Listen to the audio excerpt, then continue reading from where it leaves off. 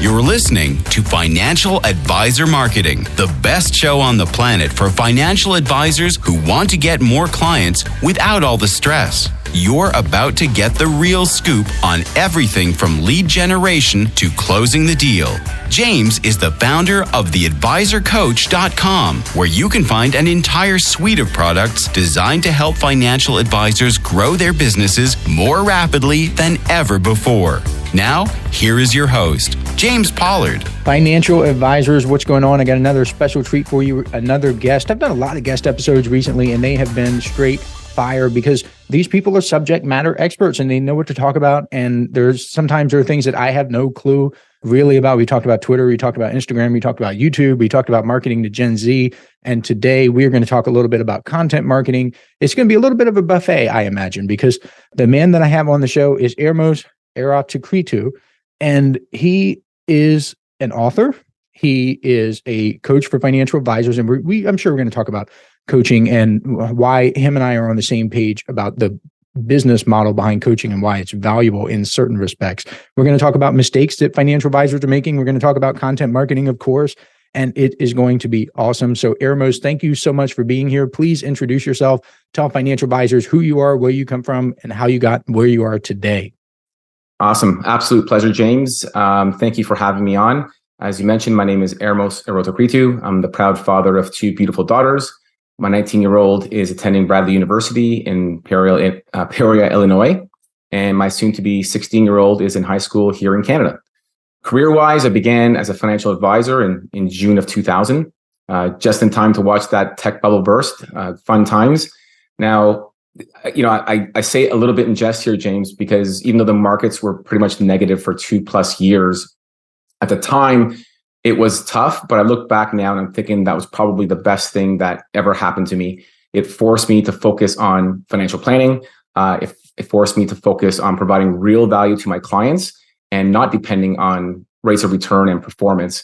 So that was actually a very good thing. In 2004, promoted to division director, allowed me to keep working with my clients, but had the privilege of coaching other advisors, got to increase my sphere of influence to help even more people. Forced to learn time management in a hurry. Believe me, a financial advisor's day is pretty busy to begin with. Now you have to be responsible for a bunch of other advisors. Again, it was tough, but it was an amazing learning curve. Learned from all of my problems, but I also got to learn from the 25 advisors that I was coaching daily. Their problems became my problems. And having said that, we sat down and we solved these problems together. In 2010, promoted to a regional director, dedicated all my time to coaching and mentoring even more advisors. At the time, it was approximately 100. My office managed about 2.1 billion with a B AUM. Tons of joint meetings, joint prospecting campaigns with my advisors. If the average advisor has maybe one or two, they call them closing, but I hate that word. It's not closing, it's converting meetings per week. I was having 10 or more per week, or at least brainstorming ideas with the other advisors. So honestly, I feel like I squeezed 200 years of experience into 25 years working with so many advisors. And along the way, I spent well over $200,000 and countless hours on my personal growth, coaching, programs, courses, continuing education, books. In my opinion, there's nothing more important than constant and never-ending improvement.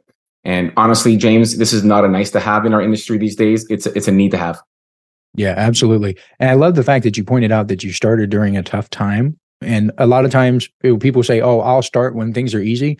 Well, what they're really saying, the underlying tone of that is, well, if I start when things are easy, then I'm going to quit when things get hard. No, just start now. Start when stuff is hard.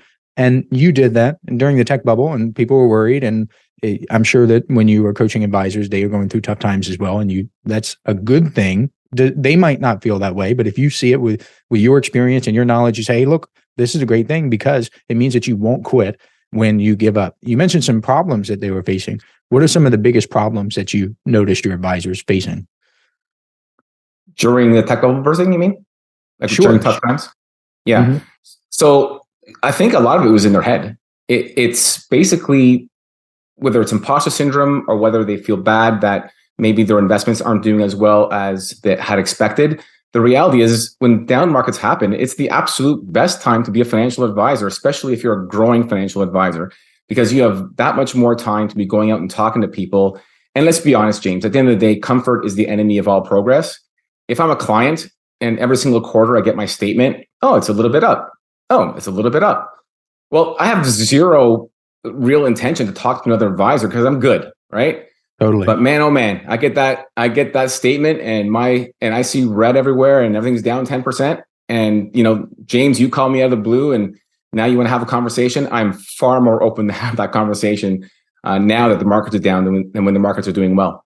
That's a good point. And I think it's something that we're recording this in February. So financial advisors will probably think back to February and think, we had market downturn in October and down in November as well. What did I do during that time? And then we had a little bit of a rebound in January and the first couple of days of February. And we'll see where we are by the time this episode comes out and how financial advisors deal with it. One of the reasons why I wanted to have you on the show is to talk about content marketing specifically. And you have more content than most people, definitely more than average. And sometimes when financial advisors think of the term content marketing, and this has been true for me, when I say that, they think of blog articles. Yet content can be so much more than just blog posts. What are some ways financial advisors can create content? Okay. Well, first thing, the advisors need to do before even creating any content is to figure out what their objective is. So is it to educate your existing clients? Is it to attract new clients, increase your brand awareness, generating leads, driving sales? And then once you figure that out, then you have to start defining who your target audience is. Like, who are you trying to reach? So consider demographics, interests, pain points, their goals.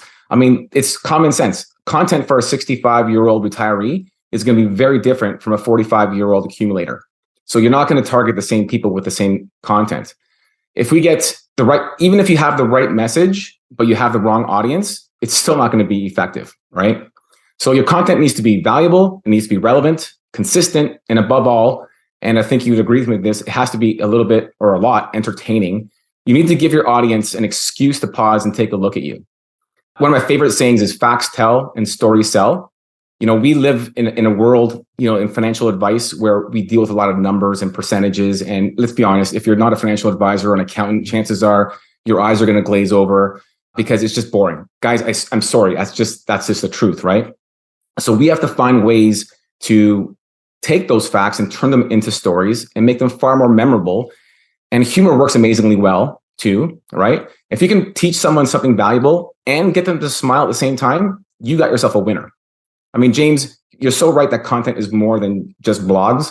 In addition to blogs, a website, social media, email marketing, sharing links to articles, creating educational videos, tutorials, podcasts, infographics, webinars, publishing articles in magazines, including LinkedIn.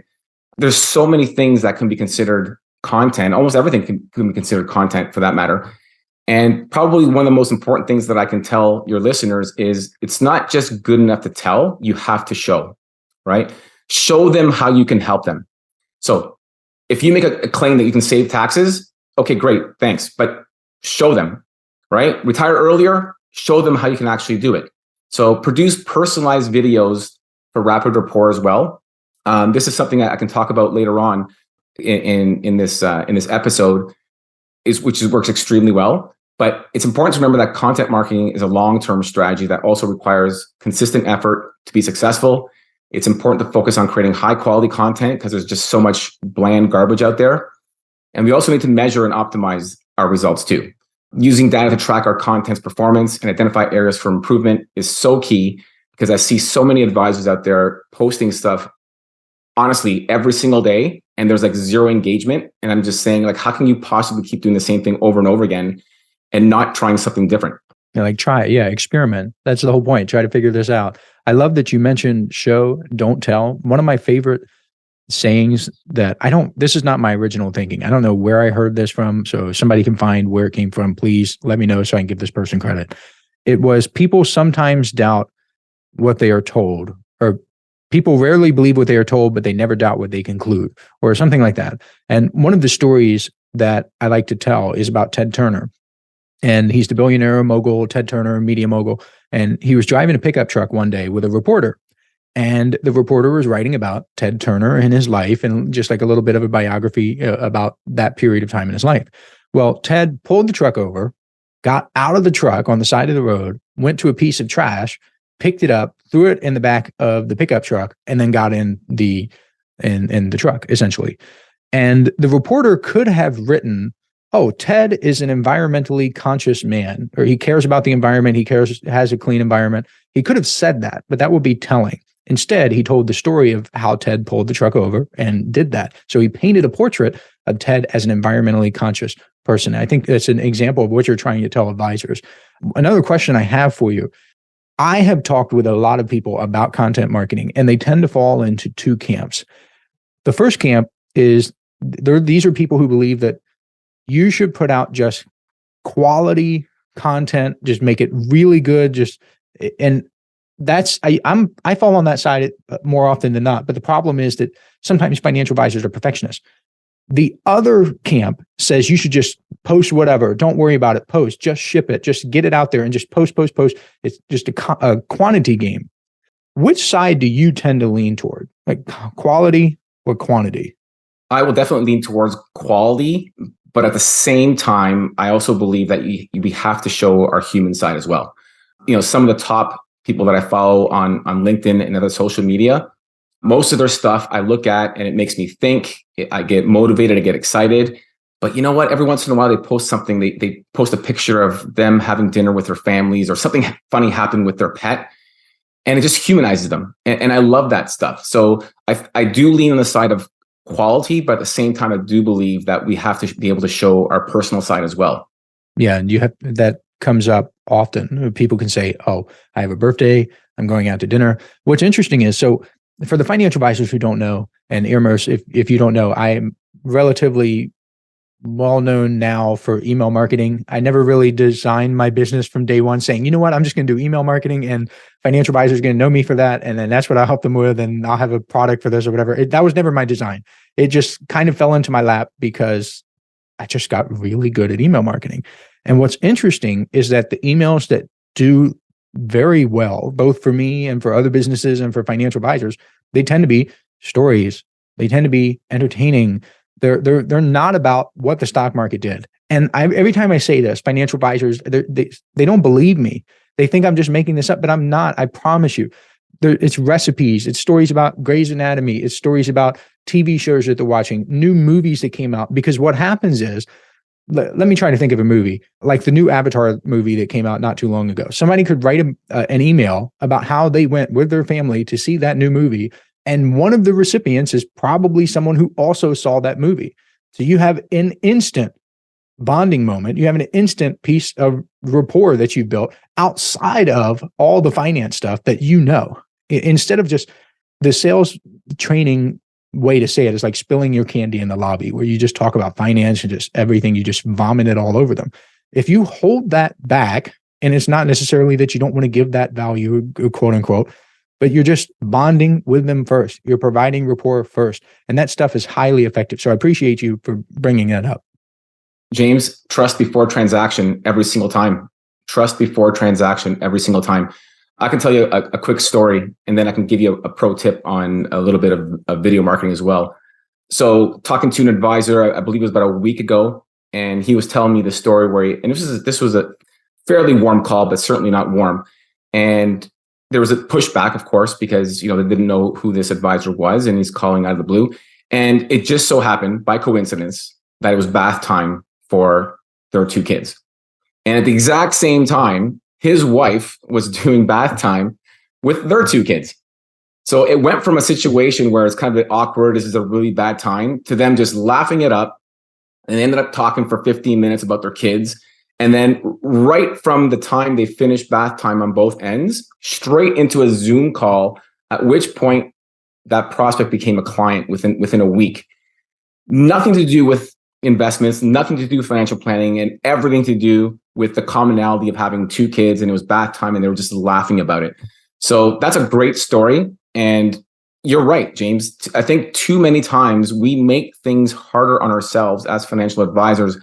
I don't know what it is. We have this inclination to just throw out all these statistics and I'm a CFP and No one cares. Like really, no one cares.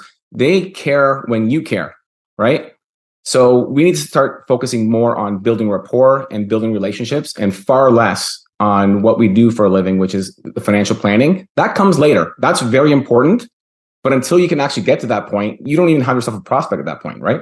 Yeah, absolutely. And I think more advisors need to realize that by the time a prospective client is in front of you, they've already done some vetting. They chose you for a reason. All the other people that they're not talking to, they didn't make it.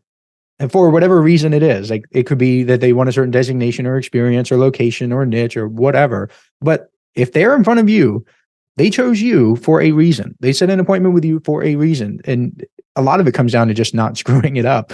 But we can talk about that some other time. And that is a rabbit hole in and of itself. You mentioned that you have some tips to share about video marketing. What are those tips? I'd love to hear them. Yeah, you know what? I'm going to provide one with a twist. And this is a perfect example of collaborating with many advisors on a daily basis, right? So I can't even take credit for this, or maybe I can take 1% credit, but this is just a collaboration of a bunch of advisors getting together and talking about what's working and what's not working.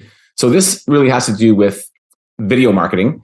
And as you know, data is king. So if you know the patterns to win the game, we just need to stack the odds in our favor. It's really that simple. And probably the best analogy I can give is a casino. You know, every casino out there has a built-in advantage known as the house edge.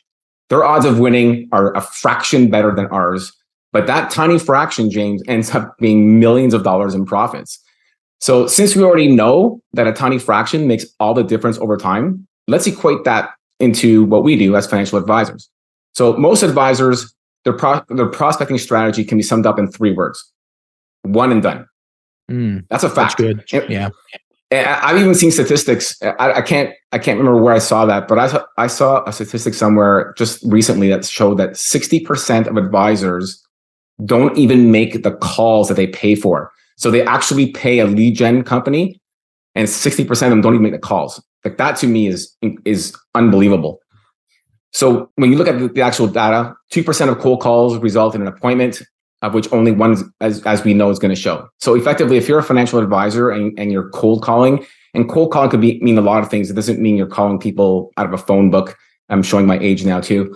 But 100 calls, 1 appointment, not likely to keep going long term, nor should they. I think it's a ridiculous way to build your business. But if you look at 2007, it took 3.68 call attempts to reach a prospect. Today, it's 8. So it's doubled in, 5 years, 6 years? On top of that, almost half, 44%, give up after just 1 call, which I mentioned before, just 1 and done. It's insane. How can you possibly be successful with those types of odds against you? So now how do we shift the odds back into our favor? Well, the fortune is in the follow-up. By making just a few more attempts, we boost our conversion rates by 70%, according to the data. And the sweet spot as to number of calls that you have to make to actually reach that prospect is 8 to 12. Most people quit well before 8 to 12. Many of them are 1 and done, 2 or 3 max, and they check out. If we know that 8 to 12 calls is the sweet spot, don't even think about putting them on a drip campaign until after the 10th call. That's not me saying it. That's the data saying it. You are far better off making 10 calls to 10 people than you are making 1 call to 100 different people. Same 100 calls, same work, far greater results. Put the odds in your favor. You may actually get a hold of somebody, or you make the call and you don't get a hold of somebody. Most financial advisors won't even leave a voicemail. And do you want to know why? Because they know the odds of them getting a return call is near 0, so they won't even bother. So here's your house edge tip, right? Instead of leaving a voice message, instead create an audio file on your phone and then text them that audio file along with a brief note. Something simple. Didn't catch you on the phone, but wanted to introduce myself. They are far more likely to listen to that message. And I'm going to give you an even better one, which we've just started using and it's working extremely well. So this is kind of like a house edge on steroids. Exact same message that you would have sent anyways on their voicemail or through that audio file. Now you create a personalized 10-second video. So, and I fully admit right now it's anecdotal because I've only been doing this with a handful of advisors, but the open rates on that video is near 100%. I can you imagine. Heard me right. It is near 100%. So you went from leaving 100 voicemails and maybe getting a 5% open rate to almost a 100% open rate by saying the exact same message, but sending it through a video. But the important thing is this, James, it has to be personalized. So you mentioned the name, so they recognize that it's not just a cookie cutter video. And this is the best part. Loom, BombBomb, Dub, there are tons of free applications out there that you can actually use to make this happen. And where I'm going with this too, James, if you will, is losers react, winners anticipate. If you can anticipate something, you will be successful. It's the same in business, same in content marketing. Figure out what works and what doesn't.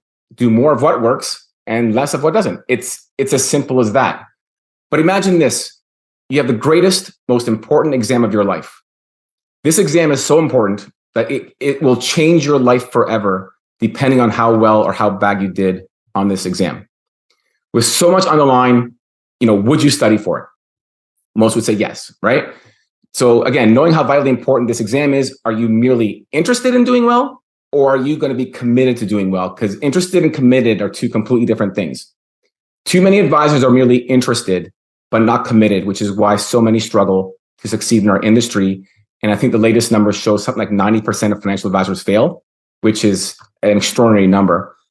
But here's the best part. Now that we already know all the questions on the exam, right? So imagine the same exam, but now we actually know the questions beforehand. Would you at least commit to learning the answers to those questions, knowing how important this exam is? And I know everyone is thinking right now, well, duh, well, of course I would, Ermos. Like, who wouldn't? It would be crazy not to.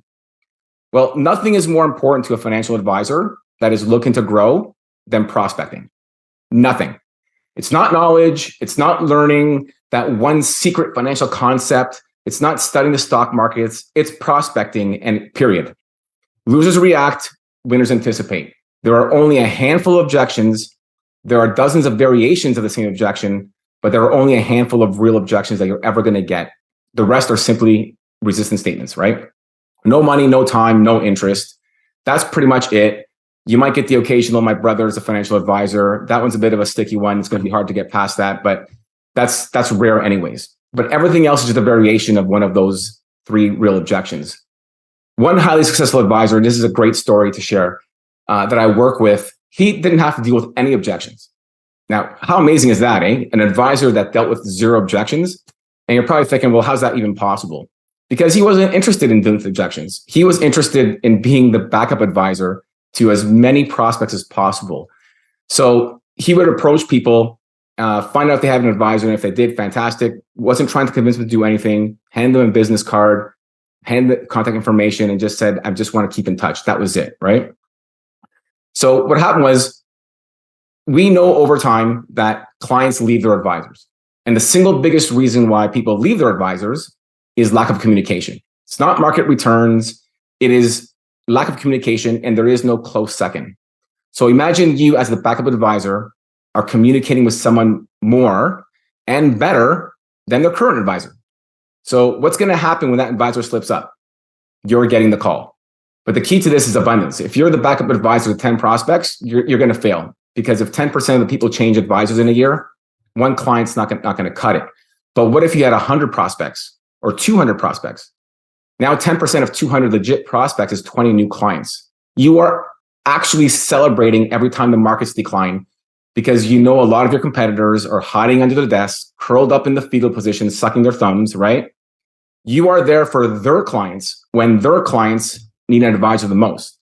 And here's a hard truth. Your clients don't need you when the markets are going up. They need you when the markets are going down. And guess when advisors tend to disappear? When the markets go down. So this is about leadership. So how does this actually relate back to the whole content marketing thing? Create your content around common objections you are likely to hear from your prospects anyways. Markets getting killed? Fantastic. 3 things you can do to minimize losses in a down market. Contact me for more details. Own a business? How incorporating can save you taxes and create an estate for your family. Always tell it in a story format. Be human, be funny, be engaging. And here's the secret sauce. People don't buy their way into something. They buy their way out of something.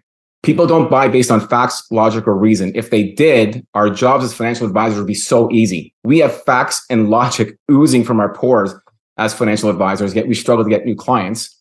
Because people don't buy because they understand you. People buy because you understand them. Mm-hmm. So the pain of losing is psychologically twice as powerful as the pleasure of gaining. So we need to switch our thinking from ROI to COI, from return on investment to cost of inaction. So the old way would be something like this, James. If you work with me, I can save you $20,000 in taxes. That's more of an ROI statement. But the new way is something like this. James, you've been overpaying your taxes by $20,000. And if you don't make the changes that we discussed, you're going to lose another $20,000 this year. So how would you like to proceed? Yeah, one definitely drives more action than the other. Exactly. And we need to get away from always just talking about, here's why I'm so wonderful. Here's why I'm so great. It should be more along the lines of, if you don't do this, this is what you're going to lose. Because that will have a much higher impact than telling them about how great you are. Yeah. Hey, financial advisors. If you'd like even more help building your business, I invite you to subscribe to James's monthly paper and ink newsletter, The James Pollard Inner Circle. When you join today, you'll get more than $1,000 worth of bonuses, including exclusive interviews that aren't available anywhere else. Head on over to theadvisorcoach.com/coaching to learn more. I couldn't agree more. And I love that you brought up the interested versus committed advisors. That's actually why I started newsletter, the Inner Circle newsletter. For advisors who don't know, it's a monthly paper and ink newsletter. Essentially, I created that more or less as a litmus test for advisors, because I started getting so many emails from advisors who ask so many questions, and some of them are just super long, and getting 5 or 10 a day is okay, because you're just being nice and responding to them and just helping them and just being a good person. But once you get to 50 a day, you can't really handle that anymore. At least I didn't. And I didn't want to just hand it off to a VA and have her pretend it's me. And I didn't want to do that. So I put the litmus test there, and I was like, look, these people get access to me. Nobody else does. Committed equals access. Interested equals no access. I've got tons of other stuff. People are learning from you right now. You're providing some rock solid advice for financial advisors. They can get this. But just listening to a podcast, for example, it's interest. Doing something about it is commitment. So I really want financial advisors to understand those concepts. So thank you for bringing that up too. Yeah, you're welcome. And it's interesting. One of the things I've done a lot of presentations in my career, done a lot of trainings, and so many times people come up to me and say, "Oh, this is great. Thank you for all this information." And then, you track their progress and you see little to none, right? Yeah. So what I started saying later on in my career, James, was when someone came up to me and said, "Oh, this was a great information. I really appreciate it." I say, don't tell me how great the information was. Tell me what you're going to do differently. Oh, I love what that. What are you going to change moving forward based on the information that you received today? Because information is not power. It's the execution of that knowledge which is the real power, right? Yeah, I wish more people knew that. What are some of the biggest mistakes you see advisors make with content marketing? Yeah. So the easy ones, they're not consistent. If you're going to be posting something, you need to be posting something regularly. And when I say regularly, I'm not talking every day for a month and then nothing for 3. Regularly means 2 or 3 times weekly minimum, right? If you're on LinkedIn, for instance, post a few comments on some of the people that you follow, the ones that you want to follow. Not knowing the target market is really a big one as well, because they're not posting relevant information. Focusing too much on products and services, which is something you mentioned earlier, James. Again, no one cares. Everyone's talking about this fund or this service or whatever it is. You have to separate yourself from everybody else. And also, they don't measure results. I mean, the algorithms are always changing. Do more of what works and less of what doesn't work. It's really that simple. And if you're not tracking your data, how would you even know if it's actually working? In fact, I think I took a tip from you, James. One of your, I don't know where I got it, podcast or one of your posts. You mentioned, go back to a year ago and find out what your best performing posts were and just repost it. Yeah, provided it's relevant. And it's just so simple. I'm thinking, well, yeah. So I did that, and sure enough, I got a lot of results from that as well. So, it's funny. A lot of these big firms post cookie cutter articles. I'm not going to pick on any of them. I think they're all the same anyways. It doesn't matter who they are. They post these cookie cutter articles with 0 engagement. I've only been on LinkedIn or active on LinkedIn for a few months, and I get more engagement and impressions than almost every one of these posts about these massive banks and investment firms. So what they're doing is not effective, So if you're asking me, some tips for them to do, don't do what they do. Yeah. Do the opposite. Absolutely. Be you, be human, be vulnerable, share personal stories. If you want to talk about a product or service, you better make sure you present it using a real life scenario where you actually got a result for a client, because that will resonate, right? And this comes back to the whole show, don't tell. It's not good enough for you to tell me that you're great at this.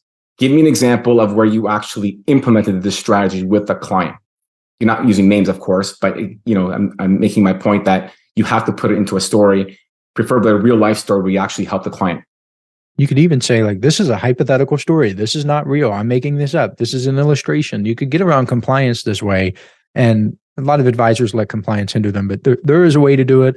And it is effective in content. It's effective in email. It's effective in video. And it is just an absolutely wonderful way to approach it. One of the content marketing tips that I picked up on recently that I didn't fully appreciate because it's not really geared toward my personality.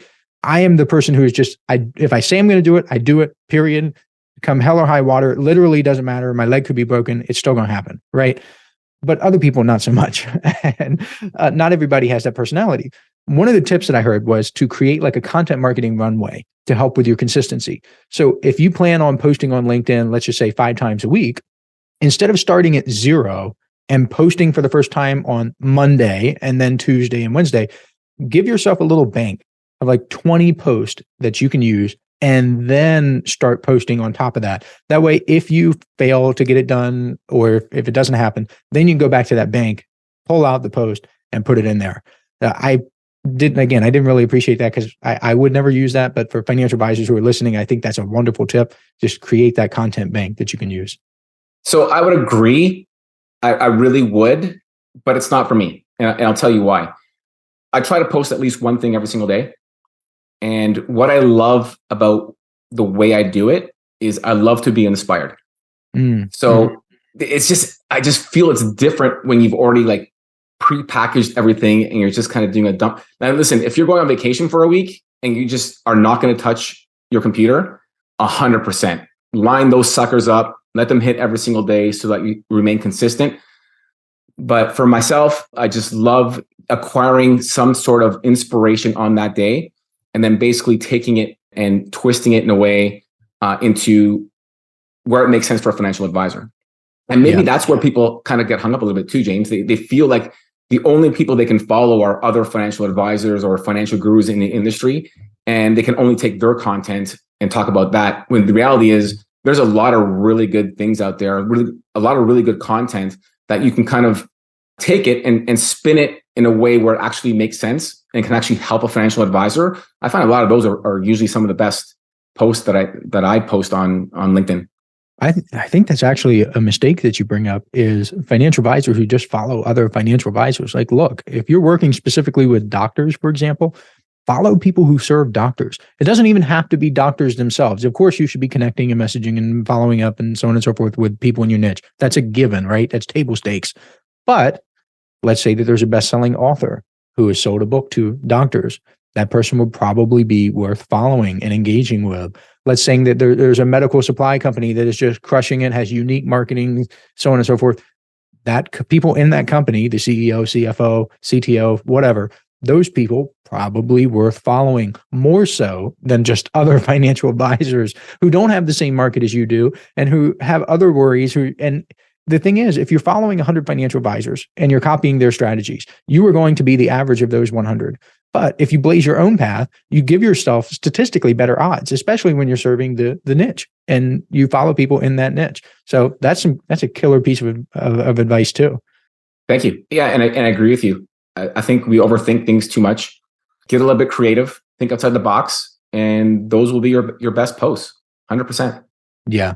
I've been going through some of your content and I see that you have a book that's used as a lead magnet, and the lead magnet is called Unleash Your Potential. And it does seem pretty well put together. What was your process for creating? I get asked all the time, well, James, what about lead magnets? What about books? What about guides? What about this? How did you put it together? I want to hear it from you. I want to hear you tell your story. Yeah, you know what? It's an interesting story. And I'm going to take a little bit of a step back and talk about the book that I wrote before that one. Show me someone who has done something worthwhile, and I'll show you someone who has been who has overcome adversity. My first book, Ignite the Hunger in You, that was a collaboration with the great Les Brown himself. Oh, I love Les Brown. I didn't know that. That's awesome. Yeah. Dude, congrats. That's cool. Thank you. I really appreciate that. Yeah. And the story gets better. It became a #1 bestseller, international bestseller on Amazon. I was going through a tough time. I believe in a higher power and that things happen for a reason. So in 2020, I hit rock bottom.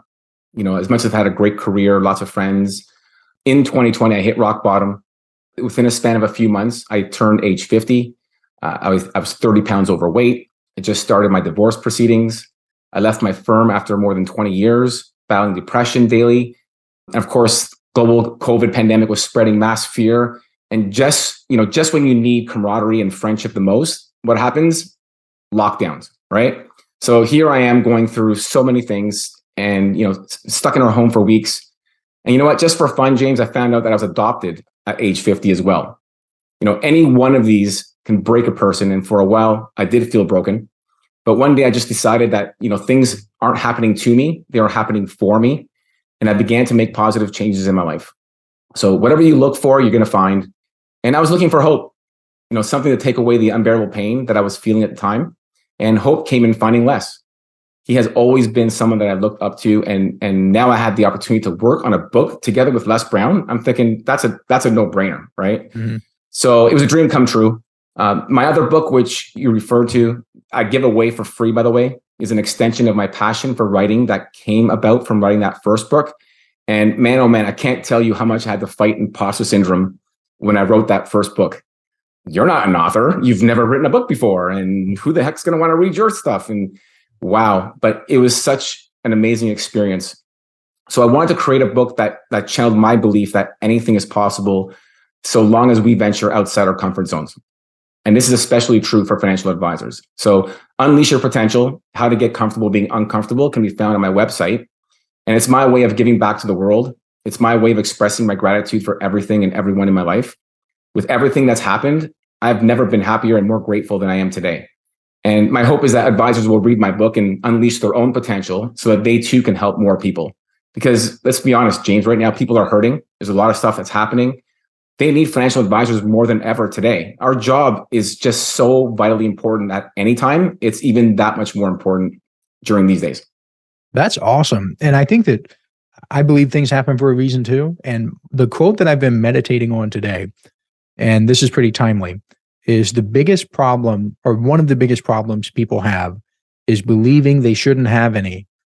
I think it's a mistake to go through life thinking that, oh, I deserve to have no problems, or I'm entitled to have no problems. No, it's not that you should expect them, but when they occur, just roll with it. Know that you can overcome, that you can become a better person, that you can persevere, and you've done that. So I think that's pretty timely. That speaks to me personally because I've been thinking about this all day. That's really cool. That's a cool story. I love Les Brown. I used to listen to Les Brown on YouTube all the time, got all his audiobooks. I went through Audible. He did a lot of stuff with Nightingale Conant. That's like really old, but I am a nerd like that. So I listen to a bunch of his stuff. So that's cool. You also have a podcast. We're just going down the content marketing gamut. So we talked about LinkedIn, we talked about posting, we talked about email a little bit on my end, we talked about blog articles. Now I want to talk about podcasting. And this is going to be a little bit of a meta question because we're talking about podcasting on a podcast. What are some of the biggest lessons you've learned from launching your podcast? Okay. So full disclosure, I'm still kind of new at this and I'm loving it. That's fine. So far, what I've discovered was it's really about building a community. You get the same listeners that come in every single week. It's got to be educational and entertaining. Always, always, always leave them with something of value, something they can implement immediately. You do that very well, by the way, James, because I've listened to a lot of your podcasts and you're always just piling on that value. And I think that's the reason why you've had success and people continue to tune into what you're doing. But, the podcast is only in its first year, but already the listeners have 5x since we started and it's growing every single week. Honestly, James, it's just so much fun. I absolutely love it. Same way we're interviewing here, right? I love the engagement, the storytelling, the bonding that I get from my interviews, collaborating with amazing, new friends that inspire and motivate me every single day. There's so many, absolutely. There's just so many outstanding advisors out there that I would have never met if it weren't for my podcast. And honestly, I learned so much from them. you can't stop learning. At the end of the day, I mean, there's so much stuff to learn in our industry, and it's always evolving, it's always changing. The podcast has really been a blessing for me in the sense that when I first started, it was more, hey, how can I share my wisdom? James, I am telling you, I have learned more from other people than they have ever learned from me from that podcast. I feel the same way. That's why one of my goals for 2023 was to get more guests. And I'm just sitting here, I'm soaking it up, I'm taking it all in. Also, shout out to producer Jonathan at the Podcast Factory. He recently shared that the Podcast Factory has now passed more than 6 million downloads. Isn't that incredible? And I got to tell you, like with my show and stuff like that, it didn't start out that way. I don't remember what my first couple episodes were. I don't even remember. I'll have to go back and look at the stats, but I can tell you that the curve was like this. And people this is with anything in life. This is with content. This is with blogs. This is with anything. Doing something well requires doing it many times, perfecting it, getting better. And I've actually posted this on Twitter this morning. If you're thinking about starting a podcast, don't, unless you're willing to commit to at least 100 episodes. That's my personal recommendation, because having 100 episodes is not like 10 times better than having 10 episodes. It's significantly better. The minute you get to a point where you have like a library where you can just send someone and say, look, here are 100 episodes. If you can't find something that you like about me or something that you're willing to learn, that's on you. That's your problem. Because at 100 episodes, I mean, there's something there for everyone. And that is just so much more powerful than here's my 10th post, or I've only done this 5 times. Once you have that library effect, it is incredible. And they're a testament to it. I mean, 6 million downloads, that's pretty cool. I hope you get there too. That's awesome stuff. And you're learning from your guests, just like I'm learning from you right now. It is a wonderful symbiosis of just intelligent people coming together, sharing things, and you get to market your business along the way. That is really cool. So this has been a wonderful episode. Speaking of podcasts, this has been a wonderful podcast episode. I'm glad that you've listened, dear listener. I hope you got a lot out of it. And Ermos, how can people get in touch with you if they want to learn more? Okay. So one of the staples that I teach to everyone that comes close to me is to always provide value, give stuff away for free. So actually I have 2 free gifts for your listeners today. Free copy of my book, Unleash Your Potential, How to Get Comfortable Being Uncomfortable. If you want, you can find it at yourunleashedpotential.com. So that's your, Y-O-U-R, unleashed with an E-D, potential.com/review.